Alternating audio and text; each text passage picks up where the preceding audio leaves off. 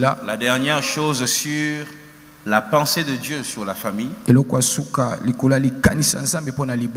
La famille devrait être un cadre où se vit la complémentarité.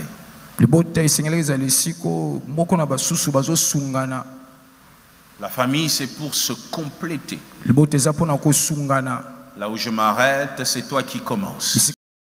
Est-ce que vous savez qu'il y a des prières que nous faisons, que Dieu exauce, mais au travers de membres de nos familles? Dieu ne donne pas directement à toi, mais il donne à ton frère. Il ne donne pas directement à toi, il donne à ta mère. Il ne donne pas directement à toi, il donne à ton fils.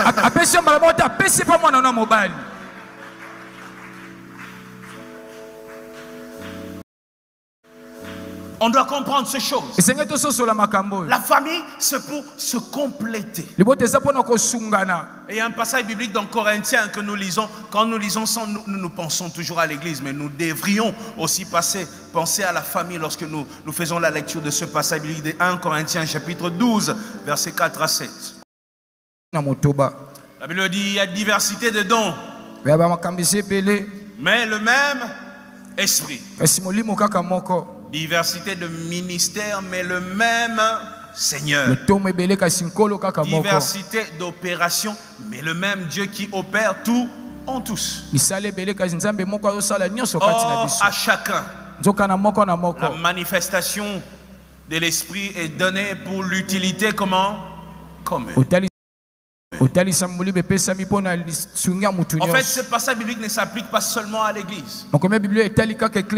Ça s'applique d'ailleurs plus dans nos familles. Dans nos familles, il y a diversité de dons. Mais seulement nous ne faisons pas attention. Comme quelqu'un a dit, nul ne prophète chez soi. Note ceci et retiens ça. Chaque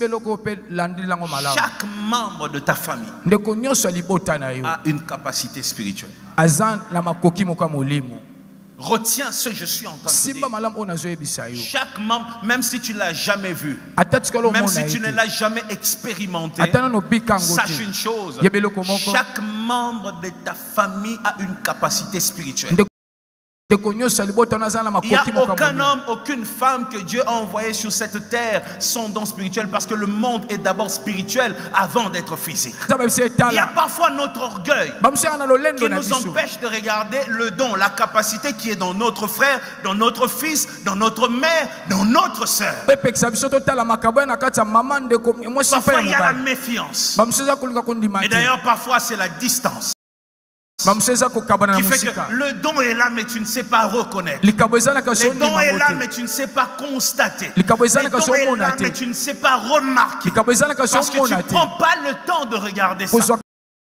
Il y a un don dans ta famille que tu ne connais pas, que tu ne sais pas. Et c'est parce que tu n'as jamais eu le temps de savoir. Et le problème d'ailleurs, j'aimerais qu'aujourd'hui, ce dimanche, que nous puissions corriger une chose. Nous prions pour les membres de nos familles en disant, Seigneur, aide-le, que son don se manifeste, aide-le, qu'il grandisse, aide-le, qu'il devienne responsable. C'est bien de prier, mais c'est mieux de laisser la personne faire. C'est bien de prier, je le répète, mais c'est bien de laisser la personne faire. Et quand tu laisses la personne faire, parfois supporte des erreurs. Ouais, ça sonne très mal, mais c'est vrai. Quand la personne va commencer à faire, la personne ne fera pas toujours des bonnes choses. Surtout au début, la personne va multiplier des erreurs. Mais vous savez, on est là à prier pour que les gens se développent. Mais nous n'accordons pas une chance pour que les gens prennent le temps d'exercer et se développer. Est-ce que nous sommes prêts à accepter avoir les membres de nos familles commettre des erreurs, tomber, se relever, tomber, jusqu'à ce qu'ils apprennent à marcher seuls? Vous savez, il y a des dons spirituels qui sont en train de mourir parce que personne n'a cru en ça. Dieu a permis que tu n'aies pas tout pour que les autres soient importants dans ta vie. Quelle est la faiblesse que tu as que moi je peux compléter, mais que tu ne me laisses pas compléter? Parfois le meilleur conseil sort des bouches de nos petites sœurs. Parfois les meilleurs conseils sortent des bouches de nos femmes. Parfois des bouches de nos grands frères. Mais parce que nul ne prophète chez soi, on n'accorde pas de l'importance à ça. Aujourd'hui, on doit changer notre façon, notre manière de regarder la famille. La famille, c'est d'abord pour se compléter. Si tu es Moïse, sache qu'il y a un Aaron. Et si tu es Aaron, sache aussi qu'il y a un Moïse quelque part. Que chacun puisse laisser l'espace à l'autre. Et parfois il y a des erreurs qu'il faut regarder ces terres. Je sais que ça sonne mal. Il y a des choses, tu regardes et tu supportes. Ça ne va pas affecter la destinée. Supporte. Supporte. Ça ne va pas affecter la destinée. Supporte. Supporte. Ça ne va pas affecter la destinée. Et parfois même nous réclamons que Dieu nous parle. Mais Dieu ne parle pas. On se demande, parce que Dieu regarde comment tu es en train d'évoluer. Oui, tu tâtonnes, mais Dieu sait que même ça ne va pas affecter la destinée.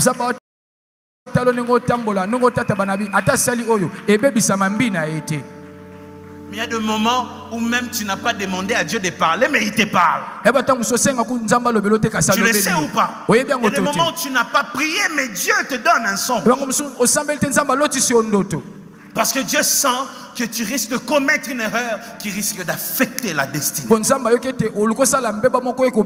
devons copier ça de notre Dieu. Parfois accepter de se taire face à certaines choses parce que ça n'affecte pas la destinée.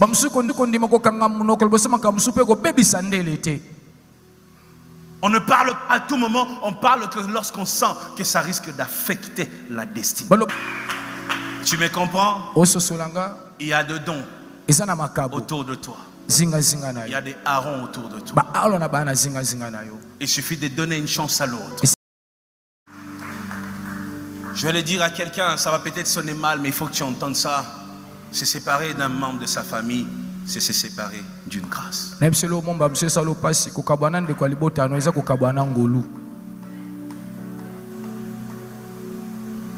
Malheureusement, c'est ça. Se séparer d'un membre de sa famille, c'est se séparer d'une grâce. Que tu montes, que tu descendes, que tu veuilles, que tu acceptes ou pas ma prédication, écoute, il y a des choses que tu manques, que ton frère a. Malgré ses défauts, Dieu vous a envoyé pour que vous puissiez vous compléter. Je ne te dis pas qu'il sera parfait. Je te dis juste que vous pouvez vous compléter. Les incompréhensions, ça ne manquera jamais dans une famille. Mais si vous appliquez le pardon, tu arriveras à regarder la qualité qu'il a au lieu de regarder ses faiblesses. Se séparer de sa famille, c'est se séparer d'une grâce. Être à ses côtés, c'est profiter d'une grâce que tu n'as pas. Une grâce que tu manques.